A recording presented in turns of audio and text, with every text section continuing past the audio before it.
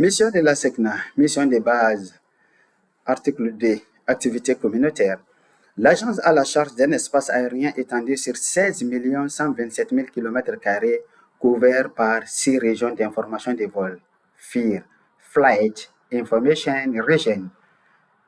Les 6 FIR sont Antananarivo, Brazzaville, Dakar Océanique, Dakar Terrestre, Niamey, Djamena. Elle y assure le contrôle de la circulation aérienne, le guidage des avions, la transmission des messages techniques et des trafics, l'information des vols ainsi que le recueil des données, la prévision et la transmission des informations météorologiques. Elle assure les aides terminales sur les aéroports principaux classés article D des 18 États africains et malgaches membres à travers le contrôle d'aérodrome, le contrôle d'approche, le guidage du roulement des aéronefs au sol, l'aide radio et visuelle à l'approche et à l'atterrissage, les transmissions radio, les prévisions météorologiques, les bureaux de piste de l'information aéronautique, les services de sécurité incendie. Elle a en charge à ce titre la maintenance de l'ensemble des installations nécessaires à la mise en œuvre de ces différentes prestations, mais non des pistes.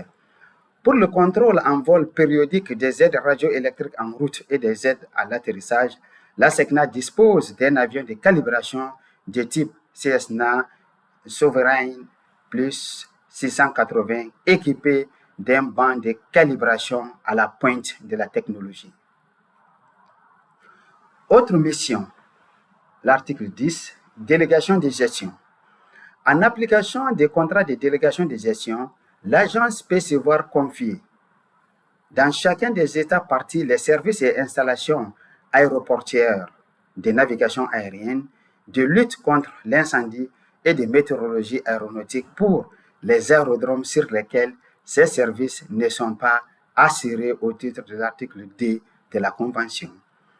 Dans des États non partis, des services et installations aéroportières, de navigation aérienne, de lutte contre l'incendie et de météorologie aéronautique, ces services sont assurés par des moyens financiers propres à l'État signataire du contrat de délégation de gestion.